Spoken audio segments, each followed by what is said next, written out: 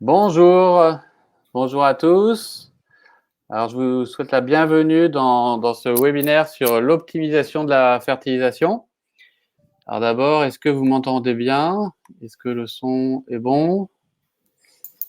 Bonjour Valentin. Oui, on dirait que le son est bien. Bonjour Fabien. Bon, je vais dire bonjour aussi à mes collègues. Bonjour Bruno. Bonjour. Bonjour Johan. Bonjour. Et bonjour Antoine et Richard. Bonjour. Bonjour. Alors, on va se mettre en plus petit, comme ça vous pouvez voir tout le monde. Voilà, donc vous êtes déjà 49 là, donc on va attendre quelques minutes juste pour être sûr qu'on a tout le monde. En attendant, ce que je vais faire, c'est que je vais un peu vous expliquer le fonctionnement de la plateforme. Donc, vous le voyez là, il y a des façons de faire des emojis. Hein, vous pouvez réagir en direct. Sur la droite, donc vous avez l'outil de chat. Bonjour Alice. Bonjour Pascal. Si vous voulez réagir, nous poser des questions, c'est sur la partie chat à droite de l'écran là que vous allez pouvoir nous poser toutes vos questions. Après, il y a un autre onglet sondage qui sera important on va vous poser quelques questions pendant la conférence pour interagir avec vous et aussi permettre d'avoir du contenu qui est plus approprié par rapport à vos questions. Et puis, il y a aussi l'onglet participants. Voilà, donc ça, c'est vraiment les détails techniques de la plateforme. À l'heure actuelle, on est 56, donc je pense qu'on va bientôt y aller. Je voulais profiter aussi de ce moment pour remercier l'équipe Fruition pour l'organisation. Donc, peut-être Marie et Leïla, vous pouvez faire un petit bonjour, venir sur scène. Ah oui, ça fait peur. Bonjour tout le monde.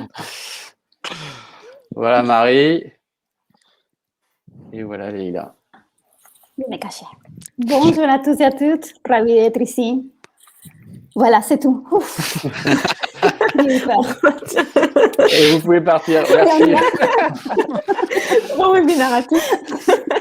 Oui, bon webinaire. Et donc, Merci. du coup, Leïla et Marie nous aideront dans un peu la modération pendant la discussion aujourd'hui. Donc, n'hésitez pas encore une fois à poser vos questions.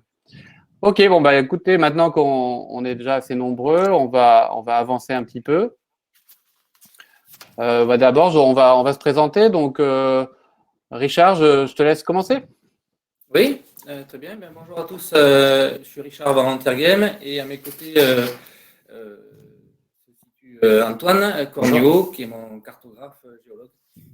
Alors, Richard, il faut vraiment que tu parles bien en face de ton ordinateur. Je suis un peu loin. Ok.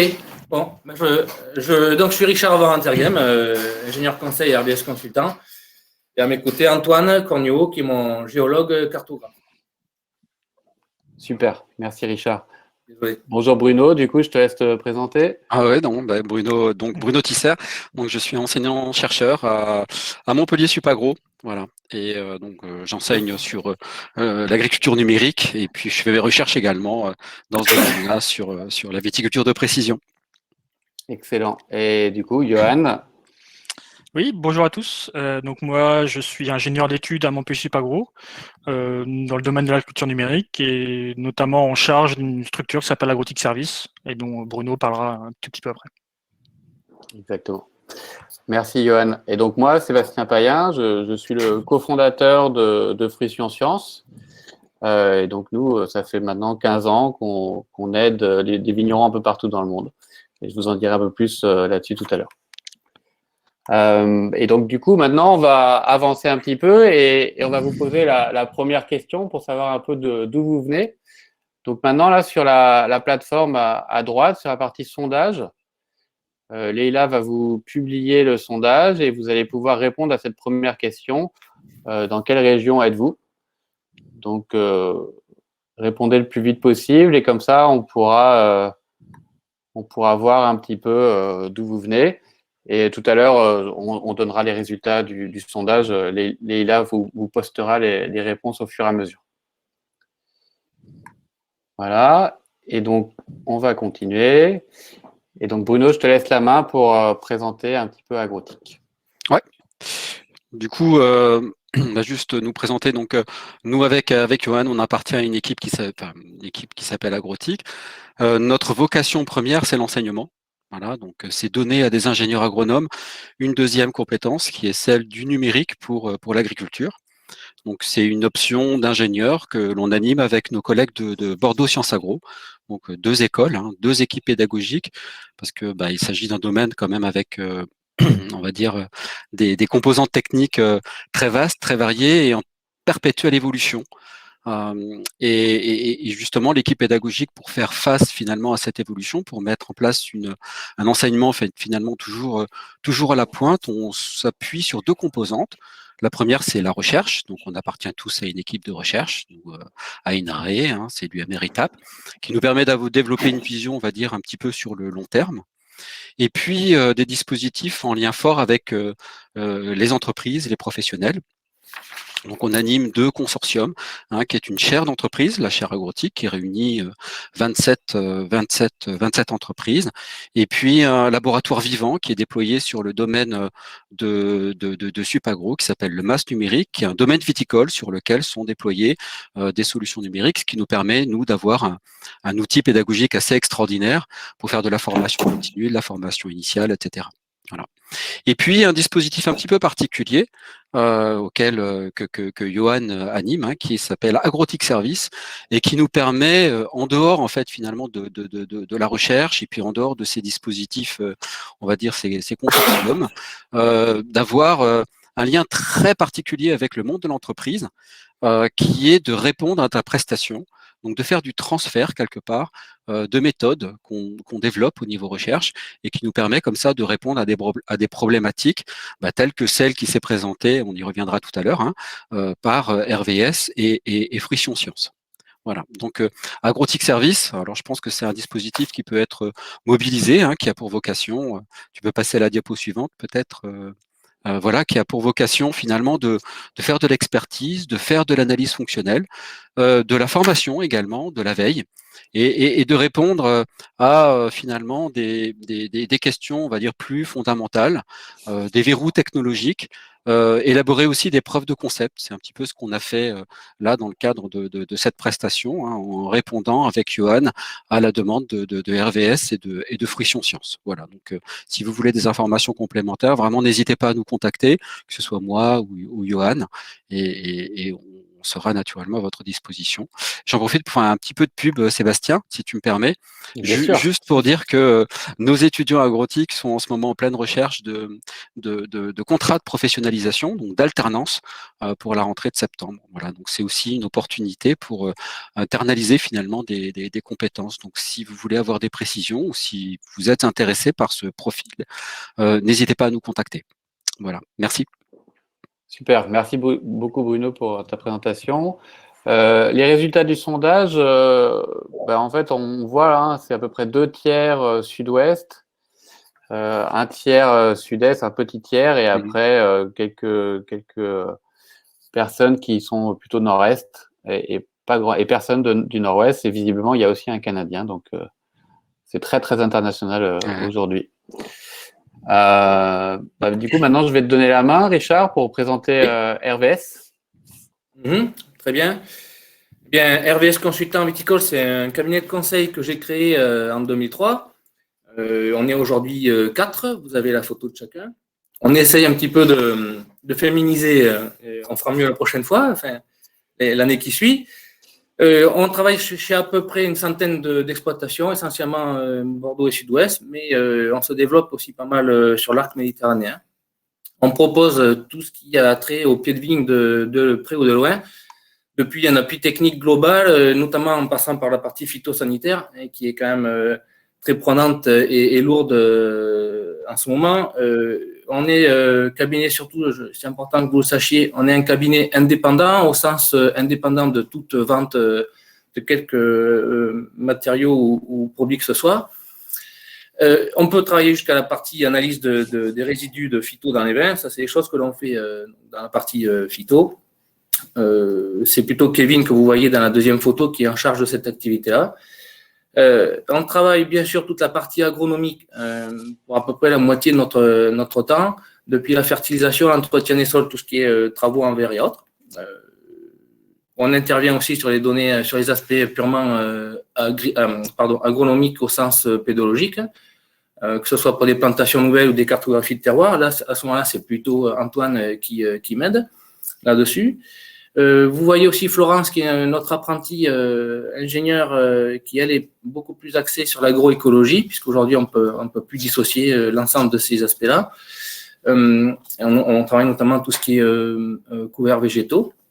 Et aujourd'hui, on est surtout là pour parler donc d'une prestation qu'on développe depuis 2012 autour d'un matériel de proxy détection qui s'appelle le Green Seeker. Donc, ça va faire plus de 10 millésimes qu'on travaille avec ça. On a pas mal de recul là-dessus.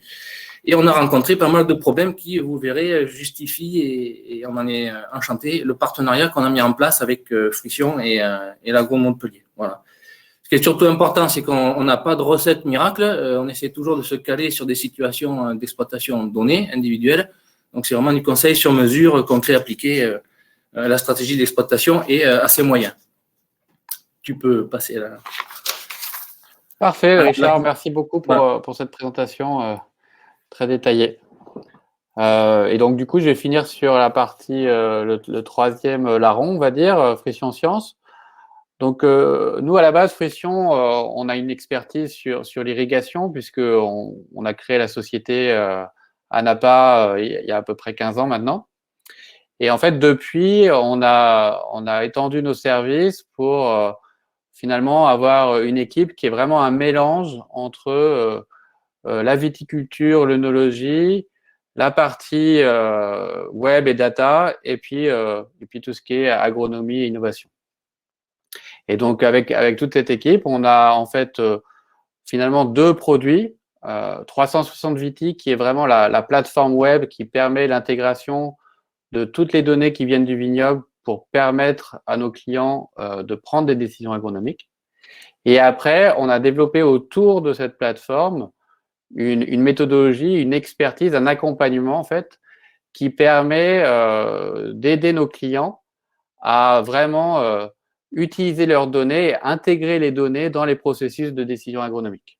Parce que finalement, le retour qu'on a souvent des gens qu'on rencontre, c'est que accumuler de la donnée, c'est pas très difficile.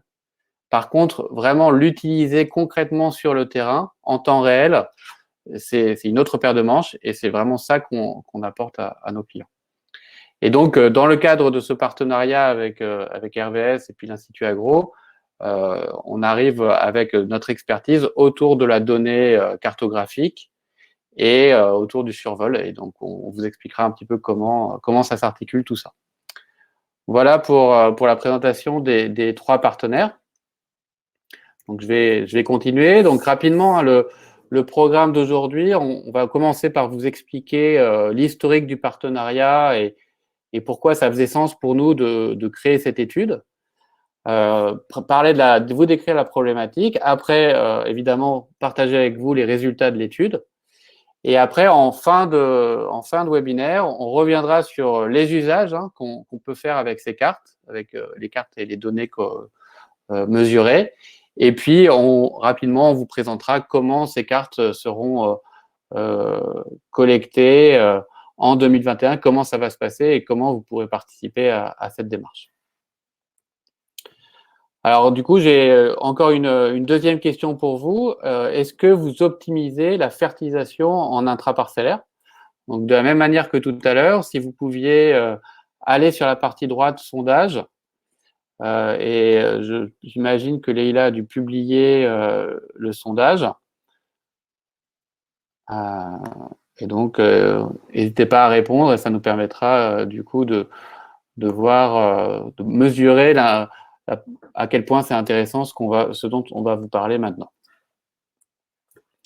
Alors donc, le partenariat. Alors donc, pour vous parler du partenariat, je vais redonner la parole à Richard parce que finalement, tout ce travail qu'on va vous présenter à la base, à l'origine, ça vient de RVS. Donc, Richard, je te laisse un peu expliquer tout ça. Très bien. Je vous ai parlé tout à l'heure la fin de ma présentation de l'équipe. Quand on travaillait en imagerie depuis 2012, on s'est posé la question, même depuis sans doute 2010, on est convaincu que l'avenir passera par cet aspect du numérique, de l'agriculture de précision. Et c'est d'ailleurs à ce moment-là, Sébastien, qu'on a dû commencer à se rencontrer, je pense. Et la difficulté qu'on a eue, c'était qu'il y avait une offre assez importante, comme c'est le cas aujourd'hui aussi, de prestations d'imagerie, que ce soit des drones, des avions, des satellites. Il y avait quand même énormément d'imagerie produite et on avait de grosses difficultés à s'y retrouver quant à la méthode de prise de mesure, quant à sa validité, et surtout aux préconisations qu'on pouvait donner, nous, avec ces cartographies-là. Donc, c'est pour ça qu'on est parti isolément, entre guillemets, avec du matériel Greenseeker, dans une démarche tout à fait autonome. C'est pas du tout volontaire, c'est qu'on avait donc du mal à fonctionner avec l'existant à l'époque. Vous avez sous les yeux les équipements dont on s'est, qu'on a acquis. Ce qui est important de savoir, c'est que c'est un appareil qu'on a paramétré sur notre façon de travailler. Donc je l'expliquerai sans doute un peu plus loin. La difficulté, c'est que lorsqu'on a mesuré 5, 10, 15, 20 hectares avec un Greenseeker, que ce soit en quad ou en tracteur, on a fait déjà une belle journée.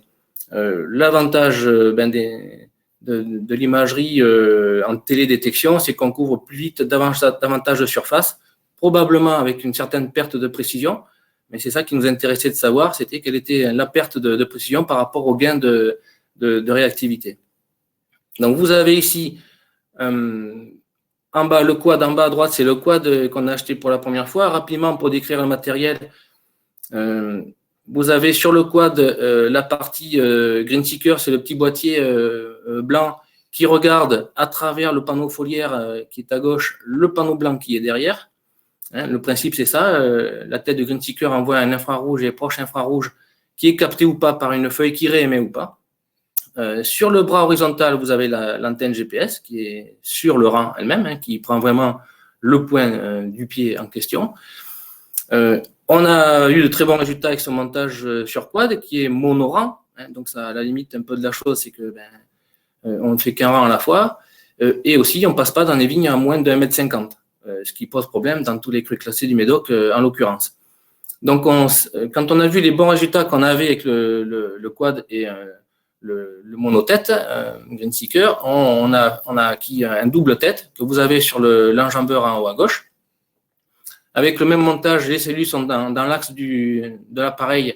Chacune regarde d'un côté son panneau blanc. Et bien sûr, donc, on voit les emplacements des rangs, des deux rangs que cet enjambeur enjambe. Vous avez aussi l'antenne GPS donc, qui est à la verticale des deux cellules. L'intérêt, vous voyez, quand ce matériel est monté sur le tracteur du viticulteur, c'est qu'en même temps, le viticulteur peut faire une intervention, une tonte, un rognage. C'est un passage polyvalent, ce qui est quand même intéressant en termes de surcoût. Il y a juste la location de notre matériel. Il n'y a pas de temps passé tant tractoriste en plus. Ce qui est aussi très important, c'est la partie, la petite cartographie en bas à gauche, où on vous parle de retour terrain géolocalisé. Vous voyez le petit point bleu en l'angle de la parcelle qui a été mesurée. Ça, pour nous, c'est quelque chose d'essentiel, d'être capable de revenir sur la parcelle, que ce soit avec un téléphone ou un PDA ou un écran plus lourd, mais tant qu'à faire, un téléphone, c'est quand même ce qui est mieux. Revenir sur les parcelles et être en mesure in situ de savoir dans quelle zone de vigueur mesurée on est. Ça permet notamment de vérifier le bien fondé des mesures Greenseeker. C'est ce qu'on a fait sur les vignobles qu'on a mesurés en cumulant les mesures Greenseeker et avion jaune de fruition. Il y a forcément eu un retour terrain sur les parcelles qui nous donne pleinement satisfaction. On est déjà très content du boulot que fait notre Greenseeker. C'est bien d'être un peu content de son travail. Mais bon, vous l'avez compris, il faut qu'on aille plus vite, plus loin et plus rapidement. Tu peux mettre la page d'après.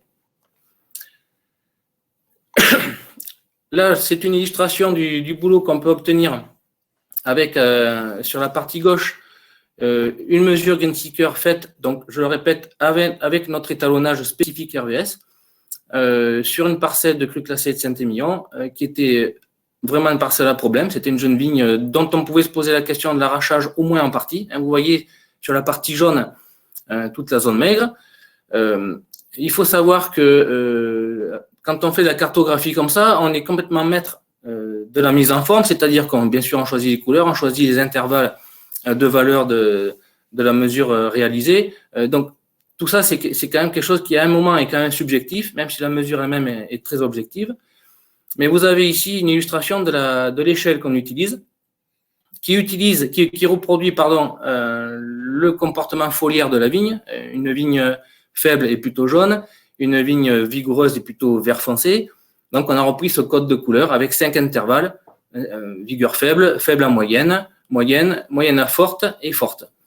Ce qu'il faut savoir aussi, c'est que le NDVI qui est mesuré varie de 0 à 1. Et c'est pas parce qu'on a 5 classes de vigueur qu'on va aller d'intervalles de 0,2 à 0,2. Bien sûr, c'est pas du tout des intervalles réguliers. Et ça, on s'en est rendu compte lorsqu'on a paramétré l'appareil. Les intervalles sont vraiment complètement, pas aléatoires, puisqu'ils sont calés sur notre œil à nous, avec des corrélations très très fortes, puisqu'on avait 85 à 90% de corrélation entre ce que notre œil disait et ce que la cellule, avec notre réglage, pouvait donner comme information. Mais il est évident que les bornes d'intervalle de vigueur ne sont pas du tout réguliers. Et ça fait partie de la maîtrise RVS, et c'est une chose qui est protégée. Bien sûr, on ne communique pas ces bornes d'intervalle. Pour votre info, on a aussi mis en évidence un effet cépage, à ce jour uniquement sur ces millions, notamment en vignoble liquoreux. Si certains participants sont en vignoble liquoreux, on a une gestion spécifique. Voilà. Ce qui est important aussi, vous le verrez sur des cartographies plus loin, c'est que grâce à des logiciels maintenant très accessibles et gratuits comme QGIS, on peut arriver à quantifier les surfaces de vigueur très faibles, les surfaces de vigueur très fortes par intervalle. C'est quelque chose qui est très important après pour la partie modulation et préconisation. Bien sûr, qui dit intervention agronomique dit moyen terme. Les résultats, on ne les a pas l'année même. Vous avez sur la partie de droite la même parcelle mesurée en 2019. Bien sûr, elle a changé, et c'était quand même un peu l'objectif. Sachant que pour nous, l'objectif qu'on peut se donner en matière de vigueur, c'est le vert le plus tendre, l'intervalle central, où on a une vigueur dite moyenne. Et vous voyez que donc en 4 millésimes, on a pu passer à une surface de vigueur moyenne qui pour nous donc est équilibrée, beaucoup plus importante. Bien sûr, entre 2016 et 2019, il y a eu du boulot de conseil de réaliser. La partie faible a été traitée en organique, la partie vigoureuse a été en herbé. Enfin, il y a eu un réel boulot et une réelle implication du viticulteur.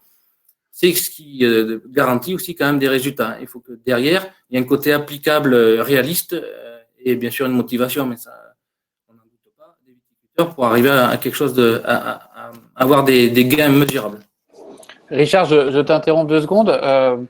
Et donc, ce que tu décris là, finalement, c'est qu'il y a eu l'idée, c'était d'augmenter globalement la vigueur, mais aussi, j'imagine, d'homogénéiser un petit peu. Voilà, tout à fait. À partir du moment où on module, c'est-à-dire qu'on va intervenir sur certaines parties de la cartographie. Bien sûr, l'organique, on va l'amener sur la partie jaune, peut-être avec un dosage supérieur à la partie vert clair. Aujourd'hui, c'est des choses qui vont vraiment être opérationnelles avec des épandeurs intelligents. Là, en l'occurrence, ça a été fait en semi-automatique, c'est-à-dire que, comme font la plupart de nos clients, ils ont une visualisation de leur tracteur géolocalisé et ils savent s'il faut qu'ils ouvrent ou ferment leur épandeur. Donc, ça se fait de façon très, très manuelle, entre guillemets. Ils ouvrent, ils ferment la prise de force et ça marche très bien. Donc, l'objectif, c'est sûr, c'est de recentrer, on le verra tout à l'heure, de recentrer la vigueur vraiment sur l'intervalle dit moyen. C'était le cas pour ce château-là. Et d'avoir, si possible, le maximum de surface qui rentre dans cet intervalle de vigueur. Quand je parlais tout à l'heure de préconisation sur mesure à la carte, suivant les stratégies de château, on a aussi des demandes sur des vignobles où on cherche à avoir davantage de rendement. on a des demandes pour essayer de gagner encore davantage en vigueur et de recentrer la vigueur plutôt sur l'intervalle de vigueur moyenne à forte. Ça, c'est une discussion qu'il faut avoir avec le viticulteur. On s'adapte, on joue sur les surfaces et sur les doses d'organique, là, en l'occurrence. Bien sûr. Et donc, je t'interromps encore une fois. Donc, juste pour info, hein, au niveau des réponses au questionnaire, à la question, on est sur à peu près 57-60% de gens qui ne font pas d'optimisation en intraparcellaire au niveau de la fertilisation, et donc autour de 40-45% qui en font. Donc ça, c'est intéressant par rapport à la discussion d'aujourd'hui. Et j'ai une question pour toi. Il y a Jean qui demande si ça serait pas utile de divulguer vos intervalles pour… lui se demande si, en effet, on comprend parfaitement que tu protèges finalement votre savoir-faire, mais est-ce que finalement divulguer l'intervalle n'apporterait pas aussi de l'information qui rendrait votre service utilisable par plus? Probablement. Après, on peut imaginer une exploitation qui s'équipe carrément avec du Green Seeker et devient complètement autonome. Nous, on le vivrait assez bien. Ça veut dire que le boulot qu'on a fait, il a servi, et très bien. Pour l'instant, on n'en est pas encore dans cette phase-là. On veut vraiment stabiliser notre offre. Et puis, en fait, la question de Jean, elle va illustrer complètement notre partenariat à Sébastien, parce que le travail qui va vous être présenté, notamment dans les corrélations entre nos cartos et celles de friction, ça franchit complètement en fait de ces notions de bornes d'intervalle. Je pense que ça va être encore plus facile d'avoir accès quelque part à nos cartos, entre guillemets, même en passant donc par friction. En fait, c'est ça qu'on va vous montrer tout à l'heure, quoi. Très bien. Juste une petite synthèse, donc au niveau de, si tu veux bien, Sébastien, au niveau de notre maîtrise du Green Seeker, il y a une chose qui est importante aussi, on est assez sensible à la situation des tractoristes, donc ça nous plaît assez de faire le montage du Green Seeker sur les tracteurs et de former, d'assurer la prise en main par les tractoristes. Pour nous, c'est important aussi d'associer les salariés à ça. Ce qui est important aussi de savoir, c'est que donc à ce jour, on est complètement autonome depuis la mesure jusqu'à la préconisation et l'archivage des infos. On peut aller jusqu'aussi à une prise de contact avec le prestataire si, par exemple, les épandages sont sous-traités, ce qui va se développer de plus en plus. Les prestataires sont en mesure aujourd'hui de lire des fichiers que l'on génère. Donc, c'est quelque chose qui peut être pris en compte dans notre intervention. À ce jour, ce qui est surtout important que tout le monde sache, à ce jour, cette prestation de Green Seeker, c'est une prestation qu'on propose essentiellement à des clients RVS. C'est un peu la cerise sur le gâteau de notre accompagnement agronomique. La question, justement, aujourd'hui, ça va être de voir dans quelle mesure Friction peut donner accès à davantage de viticulteurs à des cartographies qui collent bien à la réalité du terrain. Autre chose aussi, ça laisse totale liberté aux conseillers, c'est-à-dire qu'on peut imaginer qu'un autre conseiller indépendant s'approprie des cartographies issues de Friction. Ces cartographies-là ne changent rien sur le fond du conseil, hein, vous le comprenez bien. C'est simplement un gain de précision, une limite qui est vraiment très fondée entre une zone faible et une zone moins faible, et qu'on va pouvoir voir évoluer sur le moyen terme. Ça, c'est important aussi.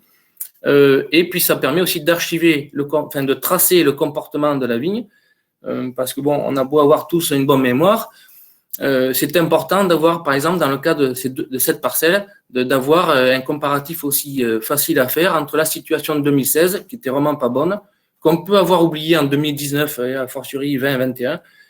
Donc, pour nous, c'est très important aussi de pouvoir mesurer une amélioration et quelque part, l'intérêt de notre boulot, il faut quand même qu'on amène quelque chose, des résultats tangibles aux viticulteurs, quoi. Bien sûr. Richard, je t'interromps de nouveau rapidement. Et puis après, il faudra avancer quand même parce qu'on n'est pas encore, je dirais, dans le cœur de la discussion. Pascal a posé une question sur est-ce qu'il y a des photos de vignes pour comprendre un petit peu les catégories de vigueur. Donc ça, moi, Pascal, ce que je te propose, c'est de contacter Richard directement pour avoir une discussion parce que, en tout cas, là, on n'a pas prévu de montrer des photos de vignes. Et il y a aussi Victor qui demande est-ce que tu as aussi mis en place un indice d'hétérogénéité et de mesure de cet indice d'hétérogénéité, parce que là, on a l'impression qu'il y a moins d'hétérogénéité dans les deux cartes que tu montres, mais est-ce que tu as un indice d'hétérogénéité qui te permet de mesurer ça? On y a réfléchi. Je ne vous cache pas que c'est une quantité de données importante à gérer. On n'est que 4. C'est des choses qu'on a sous le coude. Mais vous verrez, Victor, vous verrez tout à l'heure qu'on va quantifier plus précisément, sous forme de graphique, les améliorations obtenues. Alors, pas sous l'angle de l'hétérogénéité, mais sous l'angle plus positif de l'homogénéité. Ouais, exactement.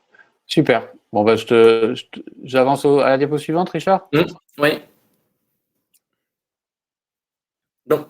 Donc là, c'est aussi juste une diapo pour bien encadrer le partenariat qui a été mis en place et dont on vous l'a dit, Bruno et Sébastien, on est enchantés.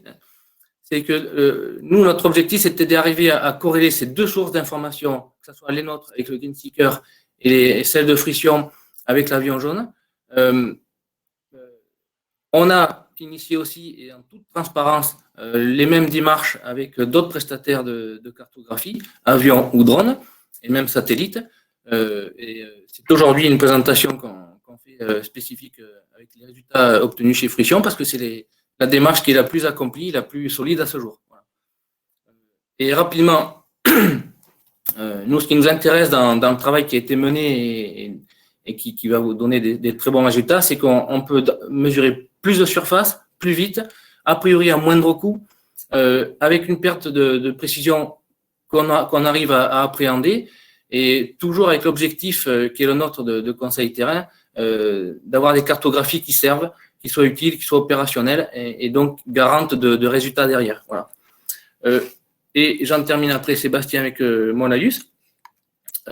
Juste pour remercier aussi les 5 châteaux qui étaient clients RVS ou clients Friction, dont notamment la maison Hein à Cognac, le château d'Alem en Fronsac, le château Cormeil-Figeac en Saint-Émilion et le château de Sartre en Pessac-Léognan. C'est chez eux que les îlots de vignes qui ont été mesurés par nos différents outils ont été mis en place, avec ou sans la participation des châteaux, ça dépendait. Certains ont fait les mesures eux-mêmes en tracteur. Voilà. Ouais, c'est vrai que c'est très très bien de les remercier, et nous aussi, à notre côté, on est vraiment très content d'avoir pu faire cette étude sur 2019 et 2020. Juste pour finir, il y avait une dernière question de Pascal. Ah, Richard, est-ce que tu peux revenir? Enfin, je pense que je peux répondre, hein, mais pourquoi il y a un panneau blanc pour l'absorption pourquoi il y a un panneau blanc derrière en fait le feuillage? Et il me semble que c'est pour éviter les interférences du feuillage qu'il y a après, sur le prochain rang, quoi. C'est ça? Voilà, exactement. Ça fait partie du protocole qui avait été étudié notamment par l'IFV à l'époque. Ça date déjà peut-être d'une bonne quinzaine d'années. C'est vraiment pour mesurer uniquement le rang qui est pris entre d'un côté la cellule et de l'autre le panneau blanc pour ne pas avoir d'interférence. Alors, c'est variable suivant les écarts entre rangs. A priori, sur des vignes larges, il y a moins de conséquences, mais par principe et par stabilité de la mesure, on a souhaité fonctionner comme ça. Ça amène un petit peu d'encombrement, vous l'avez vu sur les photos. Bon, on a prévu, ça c'est des panneaux qu'on a fabriqués nous-mêmes, hein, on a prévu du matériel très simple sur des attaches caoutchouc. Bon, quand ça tape, ça recule un peu, puis quand ça casse, on change. Voilà. C'est vrai qu'on en a changé quelques-uns ce jour, quoi. Très bien. Merci Richard. Donc je vais prendre la suite rapidement. Donc en gros, nous, évidemment, on était très intéressés de travailler avec Richard et son équipe, parce que il y avait vraiment cette idée d'aller jusqu'au bout de la modulation de la fertilisation en intraparcellaire. Et donc nous, ce qu'on a apporté dans ce partenariat, c'est toute l'ingénierie en fait qui permet de capturer automatiquement des photos, d'organiser des survols aériens, et puis aussi notre partenariat avec l'avion jaune, hein. Donc je pense que ça, c'est aussi très important de le souligner, hein. Nous, on n'est pas du tout des spécialistes de la mesure aérienne. C'est vraiment l'expertise de l'avion jaune, hein. Donc l'avion jaune, c'est une petite société qui est à Montferrier, juste à côté de Montpellier, et qui fait de la capture et de la photo aérienne depuis plus de 15 ans maintenant. Et donc, en fait, on a travaillé avec l'avion jaune pour définir un produit qui soit le plus approprié possible. Donc, ça fait maintenant quasiment 10 ans qu'on travaille avec eux. Et au fur et à mesure, les produits ont évolué. Et donc maintenant, vraiment, ce qu'on livre à l'heure actuelle, c'est donc l'indice NDVI de vue du dessus par avion. Mais la particularité de la photo, c'est que comme elle est sur des résolutions relativement bonnes, autour de 25 cm, on est capable, en fait, en faisant une analyse d'image, donc c'est vraiment quelque chose qui est fait par l'avion jaune, de sortir l'indice NDVI pure vigne, donc on enlève l'interrang et l'enherbement, et on s'intéresse vraiment à l'indice NDVI des feuilles de vigne. Donc on calcule ça et aussi on mesure la surface foliaire vue du dessus. Et vous verrez que c'est ces deux informations qui ont été utilisées pour pour faire l'étude d'aujourd'hui, qu'on vous décrit aujourd'hui. Et donc, comme le disait Richard, un des grands avantages de l'avion, c'est qu'on peut mesurer des milliers d'hectares en une journée. Et donc, vous verrez tout à l'heure qu'en fait, nous, on propose plusieurs dates de survol en fonction de ce qui est fait, de ce qui est demandé. Voilà, je pense que j'ai à peu près tout dit. Après, évidemment, ce qui manque quand vous faites une image aérienne, c'est le plan vertical. Et donc, c'était aussi la grande question du partenariat. C'est est-ce que mesurer vue du dessus, est-ce que ça permet quand même de voir quelque chose d'intéressant? Et donc, du coup, ça donne une assez bonne transition puisque nous, en fait, comme l'a dit Richard, on a commencé ces études en 2019-2020. Et puis, pour être tout à fait honnête avec vous, c'était pas forcément notre métier de vraiment faire une étude poussée et très rigoureuse des données. Et donc, ce qu'on a fait, c'est qu'au fin de printemps de l'année dernière, en juin-juillet de 2020, on s'est rapproché de Bruno pour lui demander s'il serait intéressé pour nous aider dans l'exploration de cette étude. Donc, Bruno, je te laisse expliquer pourquoi tu as trouvé ça intéressant. Enfin, j'espère que tu as trouvé ça intéressant. Ouais, non, si, j'ai trouvé ça intéressant. Bon, la première chose, c'était une super occasion en fait d'interférer avec des professionnels.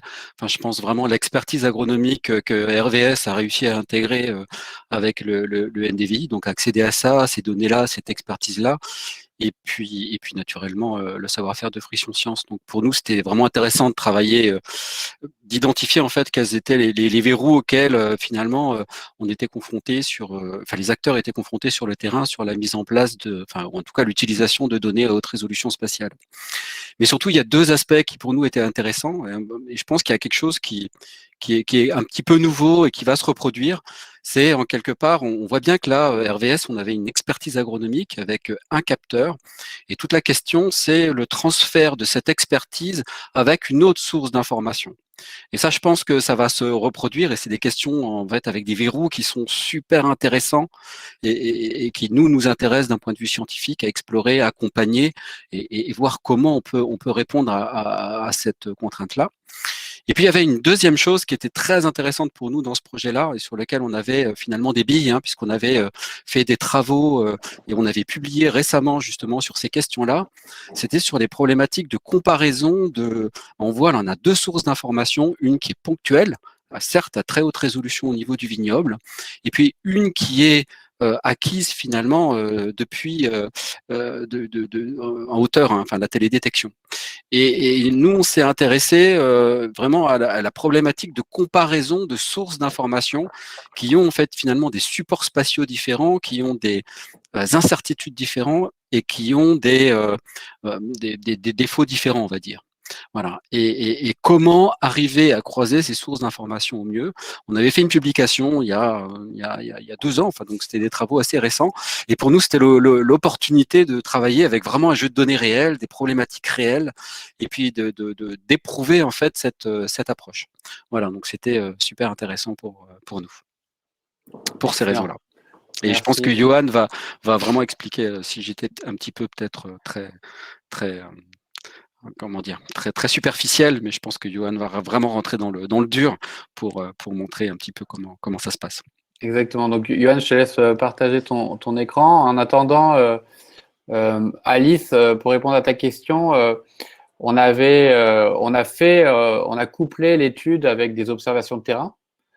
Par contre, on n'a malheureusement pas pu faire de mesures, par exemple, d'azote ou de choses comme ça. On n'a pas eu les moyens, ni au niveau de temps, surtout au niveau de temps, en fait, pour faire ces mesures.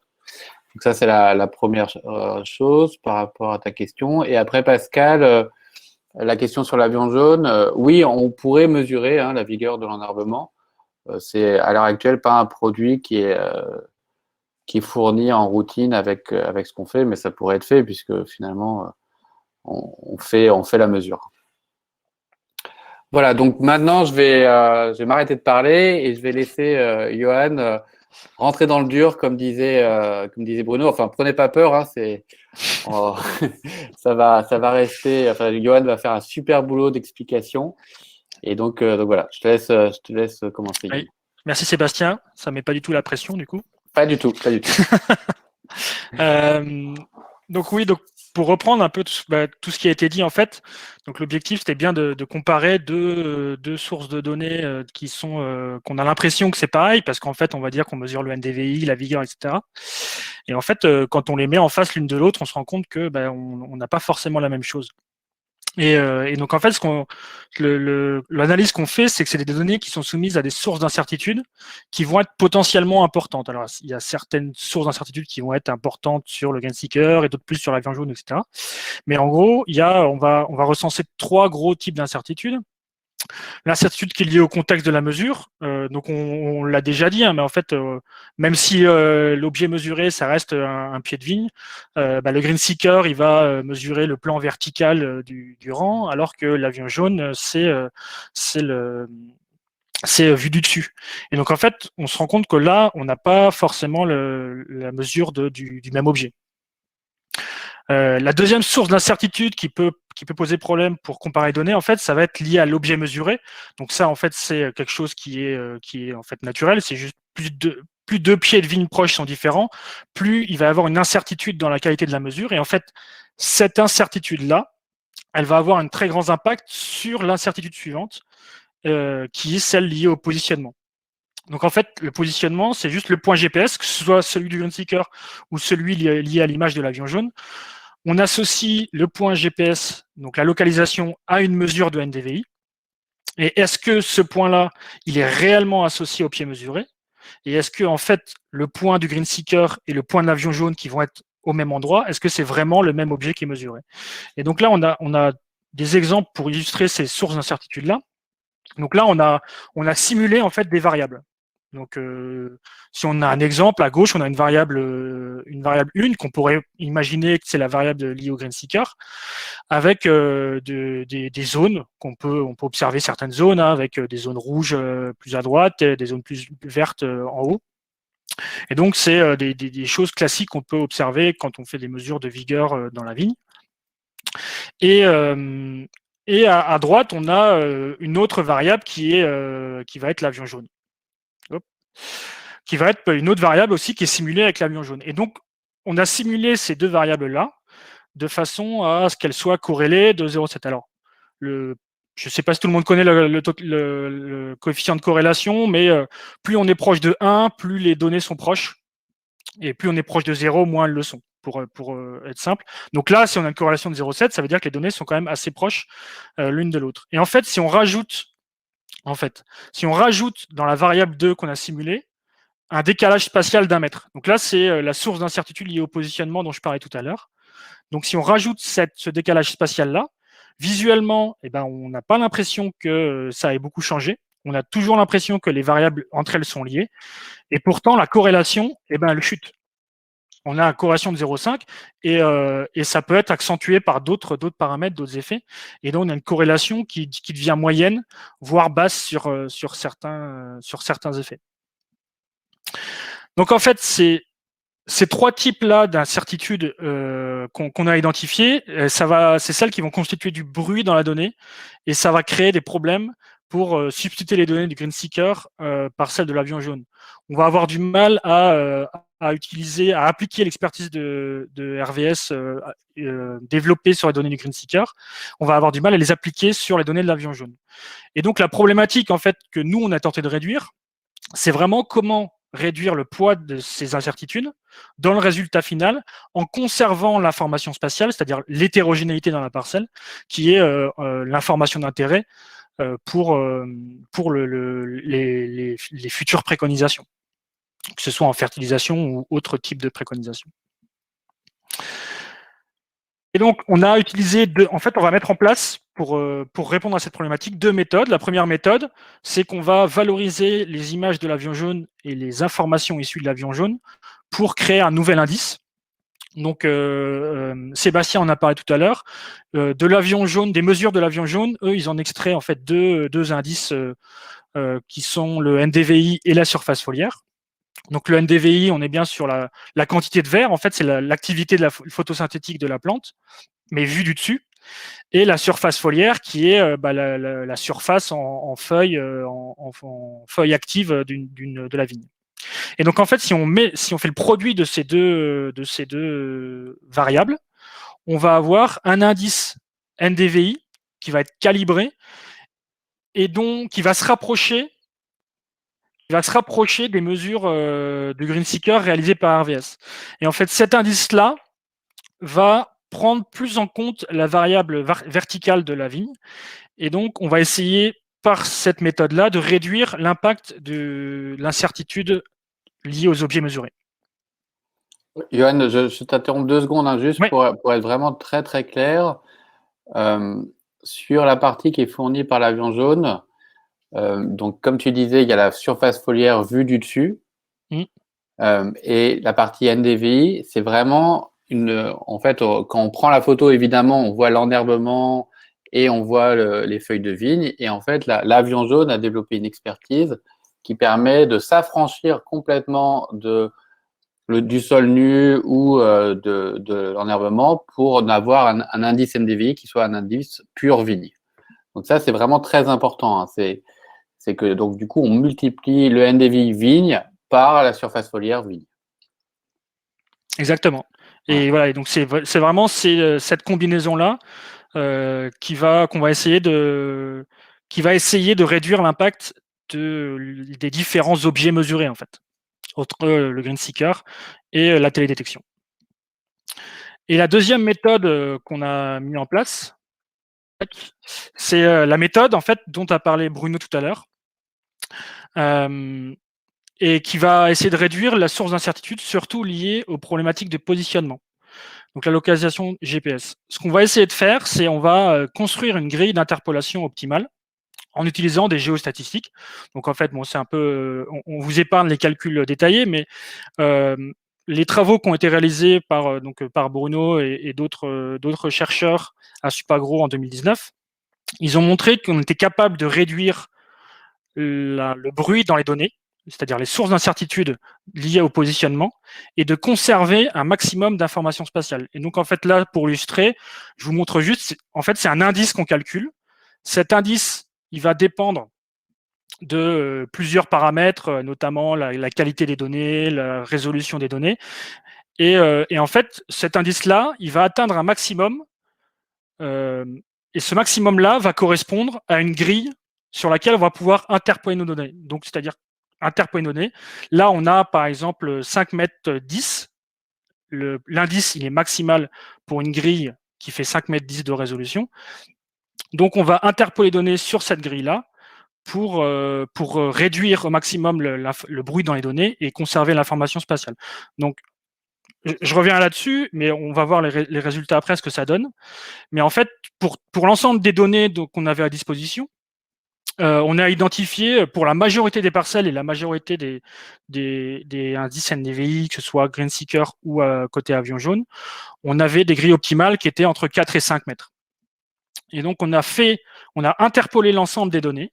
Donc, chaque indice qui a été mesuré, on l'a interpolé sur une grille qui faisait 4,60 m. 4,60 m, c'était à peu près la moyenne de l'ensemble des grilles optimales qu'on a obtenues. Donc, Vous avez une illustration là dessous de ce que ça donne. Donc, on a une parcelle qui fait 0,63 hectares, avec à gauche une mesure de NDVI, et à droite, la version interpolée sur une grille dont les pixels font 4,60 m de côté. Si tu me permets, Johan, Oui. juste faire peut-être une vulgarisation, hein, c'est-à-dire que quand on a des données bruitées, souvent, hein, une manière simple d'essayer de limiter ce bruit, c'est de faire une moyenne de plusieurs mesures. Et là, en fait, quelque part, c'est ce qu'on va essayer de faire, sauf qu'on est embêté parce qu'on n'a pas de répétition au même point. Et donc, du coup, on va profiter finalement du fait qu'on a une haute résolution spatiale des informations pour faire une moyenne sur un support plus important. Et le problème, c'est que si on augmente la taille de ce support, forcément, on risque de perdre de l'information sur la variabilité spatiale. Et l'optimum dont parlait Johan, finalement, c'est cette grille-là, c'est-à-dire c'est la distance qui permet de limiter au maximum le bruit en moyennant ces mesures localement, mais tout en gardant le maximum de variabilité spatiale, puisque c'est ça qu'on veut conserver. Et donc la méthode, en fait, elle consiste alors évidemment, on vous montre pas les équations, mais elle consiste vraiment à optimiser en fait ces deux aspects, en prenant en compte naturellement le bruit, la covariance spatiale, et puis naturellement la résolution la résolution des données. Voilà. Je te laisse la main. Et en fait, la première chose là-dessus qu'on a constaté, c'était que on avait une échelle qui était en accord avec l'échelle de travail. En fait, sur une grille de 4,60 m, c'est tout à fait acceptable quand on est dans un contexte viticole sur une parcelle pour faire de la modulation. Johan, on a perdu ton écran, tu peux repartager? Oui. Merci. Je l'ai constaté. Tac. Hop. OK. Donc voilà. Donc là, on a mis en place ces deux méthodes, en fait. Donc le nouvel indice et la nouvelle grille de travail, cette grille de 4,60 m. Et on va utiliser ces méthodes-là et on va retravailler les données pour estimer, voir est-ce que vraiment, après avoir retravaillé les données, ça va améliorer les préconisations, ça va améliorer la comparaison entre les données. Donc en fait, le travail qu'on a fait, il est simple. D'abord, on est parti des données de NDVI, donc de l'avion jaune. On a fait l'interpolation, c'est-à-dire le travail dont a parlé Bruno. On a résumé les données sur une grille qui font 4,60 m et on les a modélisées pour essayer de se rapprocher des données de GreenSeeker, qu'on a également interpolées sur des grilles qui font 4,60 m. Donc en fait, on a projeté les données, les deux types de données, sur des grilles identiques avec la même résolution. Les données de NDVI de l'avion jaune ont été modélisées pour ressembler au plus proche du GreenSeeker et on va estimer la qualité, la pertinence des méthodes proposées selon deux indices pertinents qui sont, le premier, c'est l'indice de corrélation dont on a déjà parlé avant. En fait, cet indice-là, il va estimer le lien entre les deux données, l'avion jaune et le GreenSeeker. Et je pense quand même plus important, la qualité de la préconisation, c'est-à-dire est-ce que la préconisation, l'expertise de RVS s'applique encore sur les données issues du NDVI par télédétection. Parce que si au final l'indice de corrélation s'améliore, mais que les préconisations sont encore trop différentes, c'est problématique. Donc, les premiers résultats, en fait, concernant l'indice de corrélation, ça montre qu'on a vu une augmentation qui est très significative du lien entre les données. On partait d'une situation où entre les données GreenSeeker, c'est-à-dire proxy détection, et les données télédétection, on avait un indice de corrélation qui était d'à 0,35, donc qui était vraiment très faible. Et on a réussi à monter avec des corrélations qui sont montées à 0,7, voire 0,9. Donc là, je précise, on a utilisé différentes méthodes. Je vous ai parlé juste avant de modélisation. En fait, on pouvait soit utiliser un modèle pour l'ensemble des données qui étaient à notre disposition. On pouvait faire soit un modèle par château, soit une modélisation par parcelle. Donc là, on voit bien que en faisant une modélisation par parcelle, on est capable d'avoir un taux de corrélation, un indice de corrélation qui était très élevé, qui est à 0,86, qui a un indice très élevé. Donc là, on voit bien une augmentation significative du lien entre ces données.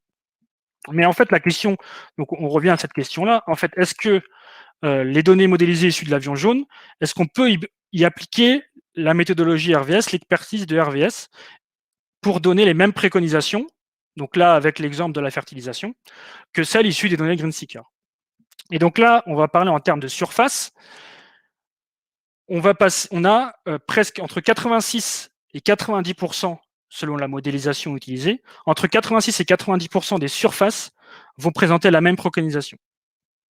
Donc, qu'est-ce que ça donne en fait dans la réalité si je vous montre des exemples de cartes, ben, là, par exemple, ce qu'on voit sur la carte de gauche, on a en vert les zones en accord pour ne pas fertiliser, en rouge des zones en accord pour fertiliser, et en bleu des zones où la préconisation est différente entre l'avion jaune, entre les données issues de l'avion jaune et la préconisation issue des données GreenSeeker. Donc là, ce qu'on voit, c'est quand même sur cette parcelle-là, on a bien une zone où on préconise de ne pas fertiliser, qui est dans les deux situations, une grande zone où on fertilise dans les deux situations, et après, on a pas mal d'effets de bord, c'est-à-dire des pixels particuliers où on va avoir des écarts de fertilisation sur ces zones-là.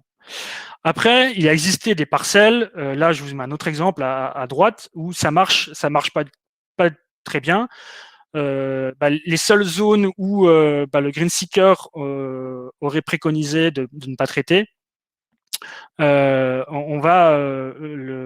les préconisations issues de l'avion jaune vont préconiser la fertilisation. Et donc en fait, là, on va avoir un écart de traitement. Et en fait, ce qu'on s'est rendu compte, c'est que il y avait peu de risques, parce que là où on avait un écart de traitement, dans 99% des cas, 99% des surfaces, on préconisait une fertilisation. Donc en fait, on avait quand même la sécurité de, oui, certes, la préconisation n'est pas la même, mais la sécurité dit qu'on va quand même fertiliser. Et donc là-dessus, ça montrait qu'il y avait peu de risques. Donc en fait, si on résume en fait le bilan de ce qui a été fait là, on a vraiment amélioré le lien qui existait entre les données, alors qu'on partait quand même d'un lien qui était très faible, 0,35 de coefficient de corrélation, c'est quand même assez faible. Donc on aurait pu se dire, mais en fait, c'est pas possible d'avoir des données qui sont censées se ressembler parce qu'on mesure le NDVI. Et elles sont si différentes. Et donc là, on a réussi, grâce à notre méthode, à augmenter cette corrélation-là et avoir 85 à 90% des surfaces qui vont être modulées de la même façon entre une préconisation issue du GreenSeeker ou une préconisation issue des données télédétection.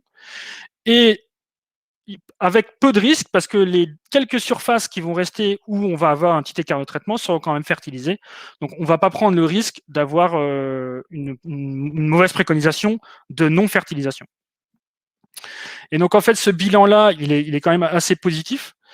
Et ça nous a donné envie, en fait, de continuer. Et donc, RVS et Friction vont continuer à acquérir des données pour les années à venir, qui vont permettre d'améliorer le modèle pour augmenter ce taux de corrélation, voire identifier les surfaces où on a des écarts de traitement pour pouvoir ajuster les préconisations et donc ramener l'expertise de RVS sur l'ensemble des zones d'études. Voilà pour moi. Merci beaucoup, Johan. Et je pense qu'en effet, cette dernière partie-là que tu as indiquée au niveau perspective, c'est vrai que pour l'instant, la question qu'on se posait, c'était vraiment est-ce qu'en fait, on peut utiliser les cartes aériennes pour appliquer l'expertise de Richard. Et donc, on a montré, comme tu l'as montré, que ça marchait bien.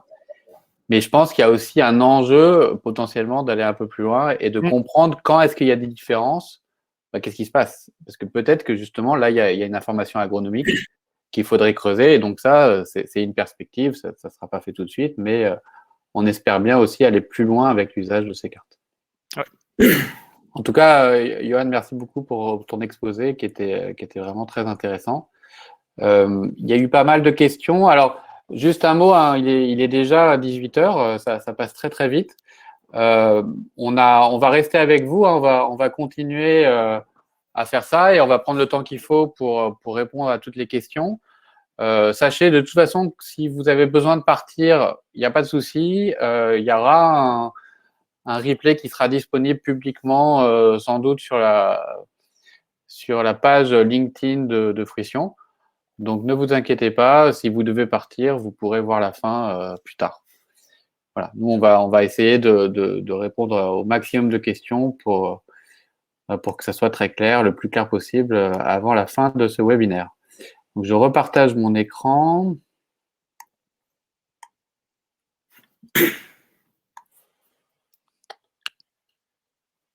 Voilà.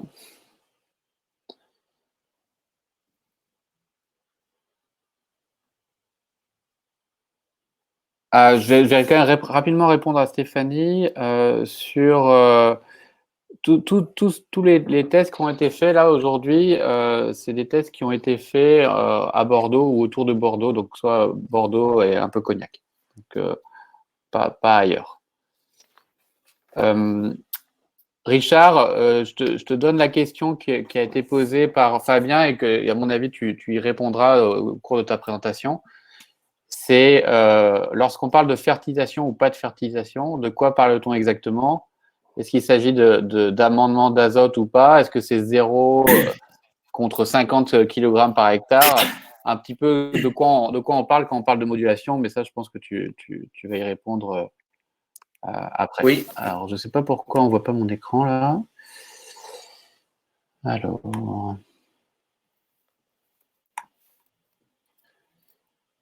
Hop, je vais repartager.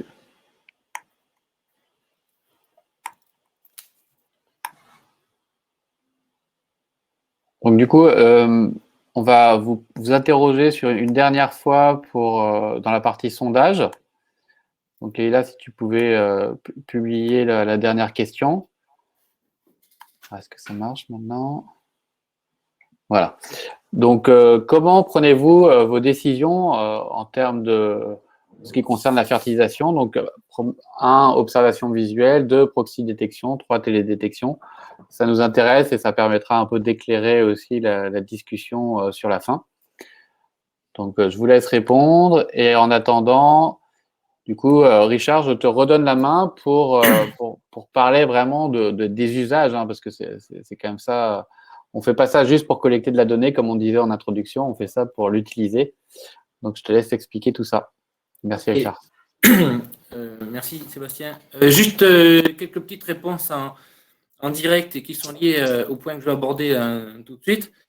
Fabien nous pose la question de savoir si c'est 0 ou 50 unités d'azote dans la présentation des écarts de traitement. Ce n'est pas la question.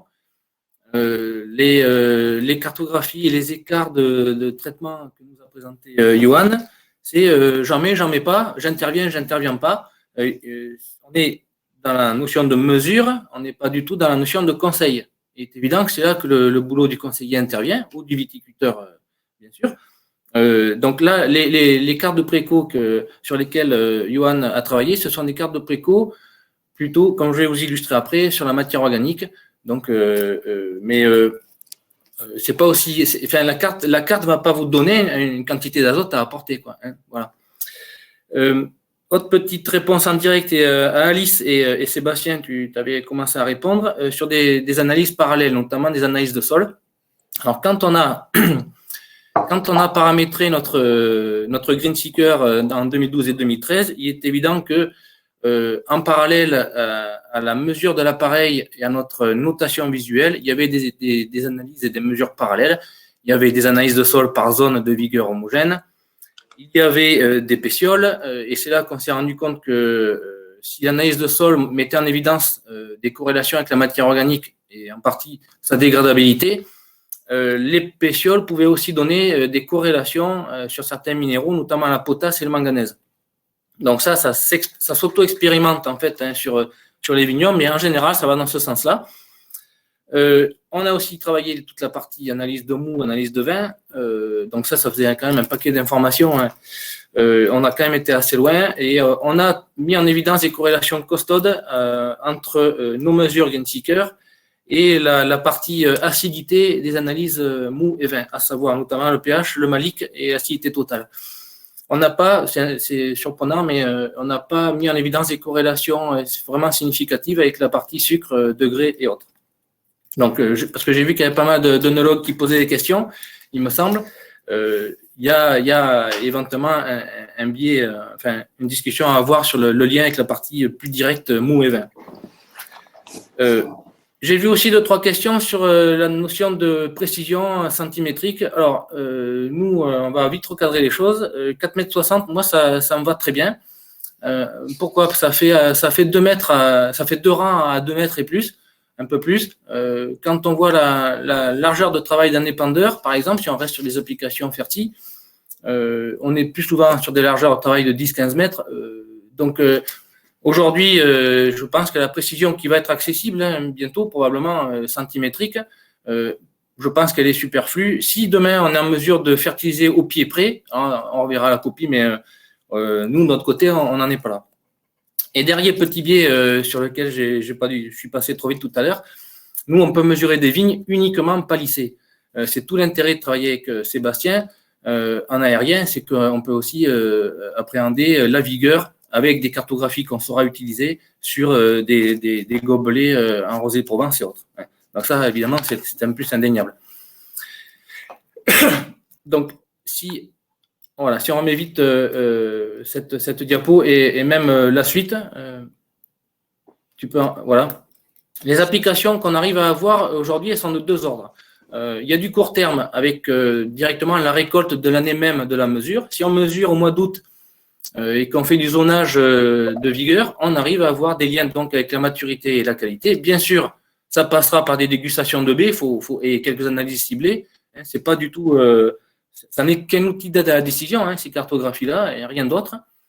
On a des contacts avec des entrepreneurs pour aussi déclencher des effeuilleuses mécaniques en fonction des cartographies de vigueur. Là, évidemment, on effeuille davantage la zone de vigueur élevée. Mais surtout, dans notre boulot, qui est un boulot d'agronome beaucoup plus sur le moyen terme, aujourd'hui, ce qui marche très bien, et là où on a vraiment de bons résultats, je vais vous l'illustrer après avec la partie matière organique, c'est la fertilisation, avec des modulations une carte de modulation telle qu'on l'a produit peut servir pendant 2-3 ans. L'entretien des sols, ça va commencer à être intéressant. On l'a déjà fait chez certains viticulteurs en enherbant des parties trop vigoureuses sur des parcelles vraiment très hétérogènes. On peut imaginer à terme des semoirs capables de lire des cartographies. Aujourd'hui, certains épandeurs arrivent à le faire. Le phytosanitaire, c'est quand même quelque chose de beaucoup plus tendu parce qu'on peut vite aller quand même à la catastrophe. Donc, on ne s'amuse pas à ce jour à faire du calibrage à relier la quantité de produits phyto à la surface foliaire qu'on peut arriver à mesurer de notre côté. Je pense qu'il y a encore trop d'études qui montrent que c'est encore très, très sensible et le risque est énorme. Par contre, de façon binaire, jamais pas, ça marche très bien avec les antibotrytis qu'on peut localiser sur les zones vigoureuses. Et comme ça, quand même, ne pas trop s'exposer en termes de résidus dans les vins. Ce sont quand même des molécules qui posent problème à ce niveau-là. Et on a par exemple aussi plusieurs dossiers en cours entre autres sur le classement des crus classés de Saint-Émilion, où il est super intéressant de superposer les cartographies de terroir que l'on peut produire ou qui ont déjà été produites précédemment avec des cartographies de vigueur et essayer de trouver des corrélations entre le sous-sol et la plante. Ça rend souvent ces cartographies de terroir beaucoup plus vivantes et j'allais dire surtout dynamiques, à savoir qu'elles peuvent vraiment être un outil de travail dans la gestion du vignoble. Voilà. Ce qui est quand même très important, et c'est pour ça que je vous disais que ces cartographies de Greenseeker, on ne les proposait jusqu'à maintenant qu'au vignoble que l'on connaît, c'est-à-dire là où on met les pieds dans le cadre de notre travail de conseil. Donc, il n'est pas trop possible à ce jour pour nous de vendre du Greenseeker sans aller mettre les pieds dans les vignes. On s'y refuse, sincèrement.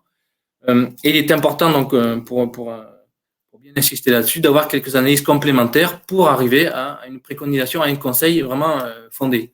La cartographie n'a fait qu'un zonage. Maintenant, il s'agit de savoir sur ce zonage-là, qu'est-ce qu'on va faire. Donc, tu peux passer à la diapo suivante. Alors, du coup, je t'interromps 2 secondes, Richard. Alors, il y avait plusieurs questions. Donc, il y avait une question qui revenait sur un élément que tu as abordé tout à l'heure. Il y a Carl Dominique qui demande s'il y a une relation entre le profil du vin et la carte de vigueur. Bon, on n'a pas été jusque-là et on a juste mis alors, il n'y a pas d'œnologue dans notre équipe. Hein, on n'est que des conseillers VT. Mais on a été au moins jusqu'à des corrélations lorsqu'on a paramétré le green seeker, comme je le disais tout à l'heure, avec les mous et le vin. Mais on n'a pas été jusqu'aux dégustations et la définition des profils qui sont des choses qu'on ne maîtrise pas. Mais pourquoi pas, hein, tout est possible. Le tout, c'est d'arriver à trouver le temps et les moyens de faire toutes ces choses-là. Mais c'est vrai que les développements possibles sont énormes. Bien sûr. Nous, de notre côté, Carl Dominique, il n'y a pas de corrélation entre la qualité du vin et direct, en tout cas. Pour moi, l'usage de la carte de vigueur, c'est plutôt un usage de segmentation du vignoble. Mais après, c'est très important d'aller localement, comme le disait Richard, et de vraiment déguster les baies, etc. C'est pas possible d'utiliser la carte NDV comme un prédicteur. Il y avait une autre question qui me semble très importante, Richard, c'est est-ce que vous avez des noms à suggérer pour des épandeurs viticoles à dose variable? À ce jour, pas trop encore. En tout cas, il y a des tarifs dont on nous a parlé qui semblent très élevés. Et sincèrement, 99% de nos clients font comme je disais tout à l'heure, à savoir qu'ils ouvrent, ils ferment la prise de force en fonction de leur géolocalisation en temps réel. Mais on est en train de développer un partenariat avec un spécialiste du machinisme. C'est des choses qu'on va commencer à creuser un petit peu plus, aller quelque part plus loin dans l'offre globale de conseil. Mais ça nécessite des compétences spécifiques qu'on a trouvées avec une personne qui va se joindre à nous en termes de présence terrain. Il y a Jean qui indique que Kuhn travaille là-dessus, visiblement. Voilà. Et il y avait une autre question de Julia. Quand vous parlez de fertilisation organique, la cartographie pourrait permettre de choisir entre les différents types de fertilisants? Non, c'est la même question que tout à l'heure autour de l'azote. La cartographie va définir une zone où ce sera à Julia de définir, si elle est autonome ou avec son conseiller, elle sera en mesure de définir ce qu'elle va faire en termes de quantité de produits, de choix de produits, de période d'apport. La cartographie, c'est qu'un outil d'aide à la décision qui va surtout faire du zonage et définir des limites à partir desquelles on intervient ou pas. En fait, la cartographie, son intérêt, il est là, quoi. Sous les yeux, sous vos yeux, vous avez les mêmes parcelles qui ont été mesurées, la même parcelle mesurée tout à l'heure à 2 années différentes, 2016-2019. Tout à l'heure, c'était vraiment la cartographie de vigueur avec les variations du jaune au vert foncé. Là, c'est les mêmes cartes utilisées à des fins de préconisation, ici en matière organique. Mais vous voyez, même par rapport aux questions qui m'ont été posées, là, c'est vraiment des apports, des préconisations génériques. On voit, par exemple, sur la parcelle mesurée en 2016, qu'en bleu, on est intervenu sur une très grande partie de la parcelle. On va voir, il y a un graphique qui précise des choses plus loin. En 2019, grâce aux améliorations qui ont été obtenues en termes de vigueur, on n'intervient plus que sur une part infime qui est de l'ordre de 20%, vous allez le voir. Là, par contre, ce que je peux dire à Julia, c'est qu'il y a eu des analyses de sol sur les 2 grandes zones. Il y avait une zone très faible, très jaune, et une zone plus équilibrée. Donc, il y a eu des analyses de sol. Il y avait des problèmes de matière organique, bien sûr. De tête, je crois qu'il y avait 4 fois plus de matière organique sur la zone moyenne que sur la zone maigre, qui était très faible. Donc, c'est là qu'on définit une quantité un choix de produit plutôt sous format amendement en l'occurrence et une quantité bien définie par zone. Il y avait aussi des problèmes d'acidité sur cette parcelle-là, la zone maigre étant en plus acide. Il y avait aussi des problèmes de structure qu'on a mesurés à la tarière, parce que probablement à la plantation, il y avait eu des compactions, des transports de terre, il y avait pas mal de sources d'embêtement. Donc, il est clair qu'il ne faut pas attendre de ces cartographies un ordre très simple d'intervention. Il faut quand même qu'il y ait un boulot d'analyse et de conseil et de décision derrière, quoi. Sur ces cartographies, on peut, et malheureusement, ce n'est pas l'illustration qu'on a donnée, mais on peut quantifier la surface de la parcelle qui est en bleu et celle qui est en rouge. Par exemple, ça permettrait de savoir que en 2016, il y avait 90% de la parcelle qui méritait d'être fertilisée. Donc, si elle fait 1 hectare, ça fait 90 arts. Si on définit d'un commun accord avec le viticulteur une quantité de produits à amener, ben la commande auprès du fournisseur, elle est déjà faite.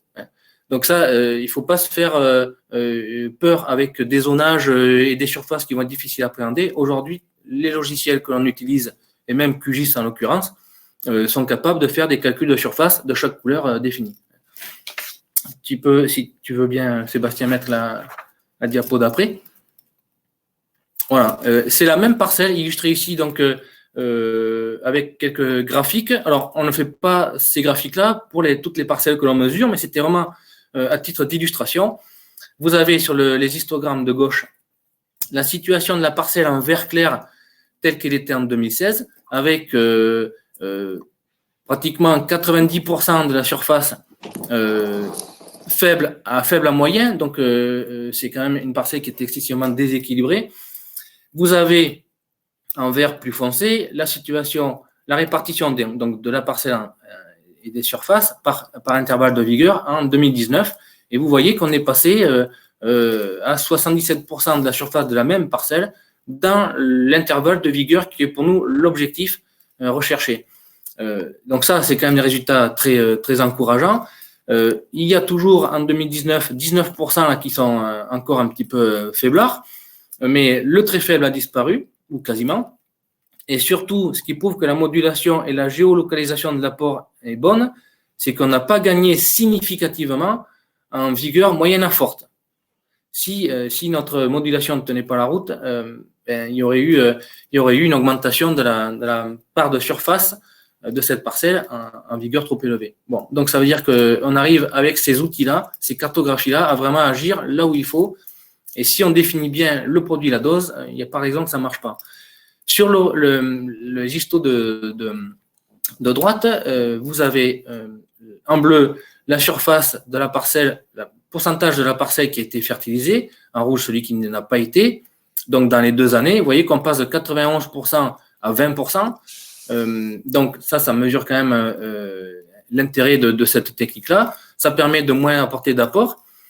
D'autant que ce qu'il faut bien intégrer aussi, c'est que autant on était sur une fertilisation de correction en 2016, vraiment on y est allé assez fort en localisé, autant on va passer à une fertilisation d'entretien à partir de 2019, c'est ce qu'on a fait en 2020 et 2021.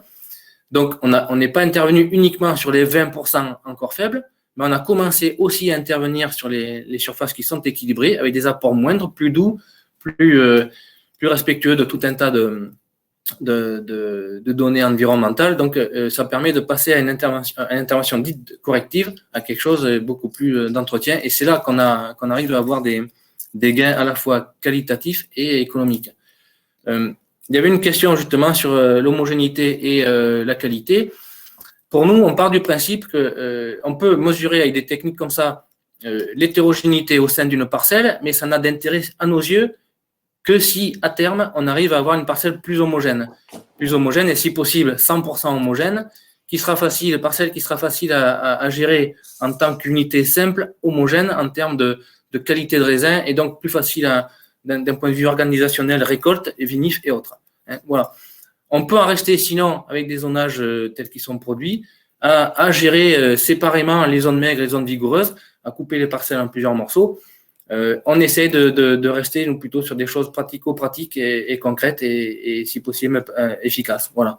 Donc ça c'est des résultats très très concrets en situation réelle sur une parcelle de Saint-Émilion.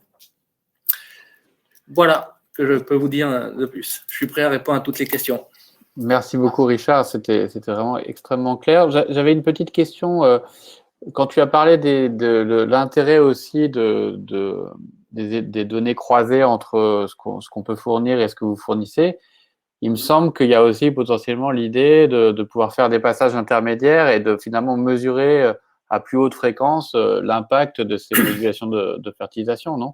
Oui, tout à fait. Quand on t'a appelé il y a 3-4 ans et qu'on a mis en place depuis 2019 ce partenariat, nous, ce qu'on envisage à terme, c'est de faire des mesures Green Seeker tous les 4, 5, 6 ans sur un même vignoble et de travailler avec tes cartographies en intermédiaire, peut-être un N+2, un N+4, pour avoir un suivi dynamique un peu plus rapproché. Nous, notre objectif chez RVS, c'est pas de mesurer des océans de vignes en Green Seeker. On n'a pas cette vocation et c'est pas là-dessus qu'on se positionne. Par contre, grâce à des techniques comme toi, on peut avoir une réactivité à moindre coût en intermédiaire à 2 mesures, quoi. C'est ça qui nous intéresse vraiment et visiblement, je pense que ça va pouvoir se faire avec quelque chose de très costaud et moi, j'en suis enchanté. Ouais, moi aussi. Et d'ailleurs, ce que tu viens de dire, ça aussi rebondit sur ce que présentait Johan, hein, parce qu'on a vu que la corrélation, elle augmente en fonction est-ce qu'on construit un modèle de relation qui soit global sur toutes les données qu'on a? Est-ce qu'on fait un modèle au niveau du château ou est-ce qu'on fait un modèle au niveau de la parcelle? Et pour moi, c'est aussi là qu'il y a un intérêt dans les 2 mesures. C'est-à-dire qu'on peut imaginer qu'au fur et à mesure où les gens vont de temps en temps faire des données Green Seeker et entre les deux faire de la donnée avion jaune, ça va permettre aussi de construire la relation qui existe entre les 2 données et donc du coup d'avoir des données encore plus pertinentes pour vraiment mieux optimiser la fertilisation et puis pour toutes les autres applications que tu as présentées. Voilà. Et Bruno, tu voulais ajouter quelque chose? Moi, j'étais entièrement d'accord. Johan ne peut pas répondre parce qu'il, je sais pas, il n'arrive pas à se reconnecter apparemment, mais je pense que, moi, ce qui est pour moi essentiel, c'est l'expertise agronomique qu'il y a dans la valorisation de l'information. Voilà. Après, nous, ce qu'on peut faire, c'est mettre à disposition des sources d'information, le mettre de la meilleure manière possible, s'assurer que scientifiquement et de manière académique, les démarches sont rigoureuses, mais ce qui compte le plus, c'est l'observation de terrain, c'est le ressenti, c'est arriver à intégrer ce que fait, ce dont parle Richard depuis tout à l'heure, quoi. C'est pour moi c'est essentiel, c'est l'essentiel. Et il faut jamais envisager qu'on ait, je sais pas, Richard, je pense que tu es d'accord avec moi, mais un bouton on/off qui, en fonction d'une valeur de NDVI produite par un capteur, fasse quelque chose et ne le fasse pas, ça serait suicidaire, quoi. Je pense. Il y a tellement de situations agro-pédo différentes. C'est ça. Et sans compter les objectifs de chaque exploitation. Chaque exploitation.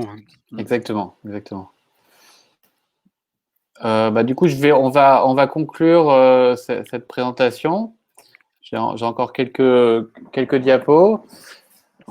Donc, juste pratiquement parlant, pour rentrer un petit peu dans le détail, dans le chat, là, je vais vous mettre un lien vers la petite page qu'on a construite pour pouvoir vous répondre à vos questions et potentiellement, donc, du coup, organiser ce survol et ce travail avec Richard.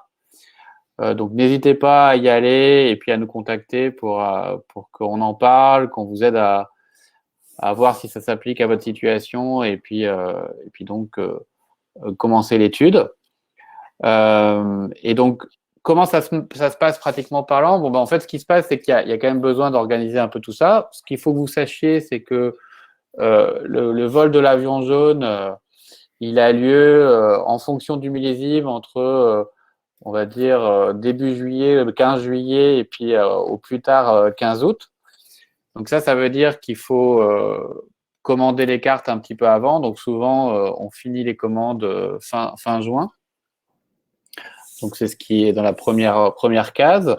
Au niveau de Richard et de RVS, la prise de mesure sur quad et sur tracteur, elle est située, elle s'étale entre début du mois de juillet et début du mois de septembre. Donc là aussi, évidemment, il faut s'y prendre à temps pour mettre tout ça en place. Et puis, avec ça, là-dessus, va se connecter, en fait, l'accompagnement agro possible de Richard et de son équipe. Et donc là aussi, c'est quelque chose on va travailler ensemble Et donc, si vous avez besoin de ça, on va vous connecter directement avec Richard pour la carte de préconisation, puisque comme Richard l'a bien dit, et Bruno revenait là-dessus juste avant, ça reste une carte de zonage, mais ça n'est pas une carte de préconisation. Et donc, c'est très important d'avoir soit une expertise en interne qui permet de convertir la carte, soit de travailler avec quelqu'un comme Richard. Voilà, donc ça, c'est vraiment comme ça que ça marche. Et comme on le disait, hein, ce qu'on recommande, c'est une alternance de prise de vue avec l'avion jaune qui se fait sur des fréquences un peu plus élevées, et puis de temps en temps une photo green seeker pour vraiment avoir en gros une réalité terrain régulière, quoi, et pouvoir construire le modèle de corrélation entre les données avion jaune et les données green seeker. Voilà. Je ne sais pas si tu voulais ajouter quelque chose là-dessus, Richard. Non, c'est clair. Tu précises bien les complémentarités de nos mesures et services. Super. Donc, du coup, on va conclure. Donc, à retenir, hein, comme l'a dit Richard, hein, il y a vraiment deux partenaires hein, qui se sont alliés dans ce travail et et donc avec des cartographies finalement complémentaires. La caution scientifique de l'Institut Agro, Montpellier Supagro, de Bruno et de Johan, qui a été vraiment extrêmement importante pour nous, parce que comme je le disais au début, c'est quelque chose qu'on aurait eu du mal, qu'on n'aurait pas pu faire tout seul, tout simplement, avec des techniques qui sont assez poussées au niveau géostatistique. Et donc, vraiment, cette idée pour nous, aussi en interne, hein, finalement, on en a profité pour aussi améliorer nos produits, puisqu'on a créé un nouveau produit, nouvel indice qui est le NDVI fois la surface foliaire. On a du coup obtenu une meilleure corrélation entre les différentes cartographies, et évidemment avec le but ultime de créer quelque chose qui est plus opérationnel et qui peut vraiment être utilisé sur le terrain par vous et par les praticiens de l'industrie, de la filière. Et donc, nos recommandations pour cette année, on a les mesures fruition où, du coup, on aura l'ancien modèle de ce qu'on fournissait déjà et on va rajouter là-dessus l'indice, le nouvel indice fois surface foliaire avec l'option de travailler directement avec Richard pour aller jusqu'au bout de la préconisation. Il y aura également du coup des mesures RVS qui seront faites par l'équipe de Richard entre juillet et août. Et comme je le disais avant, il faut prévoir d'alterner ces modes de mesure sur une période de 5-6 ans pour vraiment bien construire la relation qui existe entre les deux mesures sur plusieurs millésimes. Voilà, je vais voir dans le chat s'il y a des dernières questions. Oui, je crois qu'il y a une question sur le prix, Sébastien. Ça, c'est du coup, il faut nous contacter si vous voulez en savoir plus là-dessus. C'est une très bonne question. Il y avait une question de Carl Dominique. Il me semble que ça, Richard, ça revient un petit peu à ce que tu as déjà dit. Le modèle prend-il en compte des analyses de sol? Donc, il me semble que c'est indispensable pour ton expertise, finalement. Oui. Sur des vignobles où on n'a aucun recul en termes analytiques, sol ou pétiole, c'est sûr qu'après une cartographie Green Seeker, il faudra une analyse bien réfléchie. Exactement. Et du coup, Richard, tu utilises en fait cette information aussi, j'imagine, pour orienter les prélèvements de manière intelligente par rapport à la… Ouais, c'est ça. Complètement. C'est tout l'apport de ces cartographies. Alors, ce qu'il faut définir avec le viticulteur, c'est le budget qu'il est prêt à mettre en termes d'analyse, hein, et quelle est, la surface minimale par vigueur homogène qu'on peut considérer comme prélevable. Et on peut, dans certains cas, c'était le cas sur l'illustration que je vous ai montré, il y a eu 2 analyses de sol sur une parcelle qui fait 70 arts. Ça reste, il y a eu 2 pétioles aussi, donc ça doit faire un pétiole, c'est une quarantaine d'euros, une analyse de sol, c'est une soixantaine d'euros, donc x2, ça fait 200 euros pour l'année d'intervention première sur une parcelle à gros problème où les pertes quantitatives et qualitatives étaient bien supérieures. ça qu'il faut voir toujours. Hein. Mm. Nous, quand on prélève, dans des situations comme ça, on a sur nos téléphones la cartographie qui nous permet de savoir si on est au bon endroit pour faire un trou ou pas, ou pour prélever une feuille. Voilà. Oui, bien sûr. Vraiment concrètement sur le terrain, en géologue. Oui, bien sûr. Et nous c'est pareil, hein, dans l'application 360 BT, vous pouvez consulter votre carte sur le terrain et voir votre positionnement et donc aller au bon endroit. Écoutez, j'ai l'impression qu'il n'y a plus de questions. Donc, d'abord, je voulais vous remercier tous les trois, hein, Richard, Bruno et Johan. Merci beaucoup pour votre participation. Bien, merci aussi à vous pour la confiance. Hein. C'était un superbe échange, très intéressant. J'espère que ça a plu à tout le monde. En tout cas, tout ça sera disponible la semaine prochaine si vous voulez le revoir. Et n'hésitez pas évidemment à nous contacter si vous avez des questions. Je pense qu'il y a eu pas mal d'échanges déjà. J'ai vu qu'entre Bruno et certaines personnes. Donc, n'hésitez pas à nous contacter si vous avez d'autres questions. Et on est de toute façon à disposition aussi, notamment par mail. Exactement. Bien sûr. J'en profite aussi pour remercier une fois de plus tous les gens qui étaient un petit peu dans le background et qui nous ont aidés à organiser ce webinaire. Hein, Leïla, Marie-Sophie et Antoine. C'était vraiment un super boulot. Et puis, en tout cas, nous, on a pris beaucoup de plaisir à faire ça avec vous tous. Et du coup, je vous souhaite à tous une bonne fin de semaine. Courage pour cette saison. J'espère que les choses se passent bien pour vous. Et puis, je sais qu'en ce moment, clairement, on l'a bien vu dans nos précédents webinaires, c'est pas un millésime facile. Avec le gel et puis les conditions froides et maintenant beaucoup de pluie. Donc, écoutez, en tout cas, nous, on vous souhaite beaucoup de courage pour la suite. Et puis, n'hésitez pas, si vous avez des idées de sujets, des choses sur lesquelles on peut vous aider, on sera toujours très heureux de partager avec vous ce qu'on sait. Voilà, merci. Merci à tous. Merci à tous. Bonne soirée. À bientôt. À bientôt. Au revoir.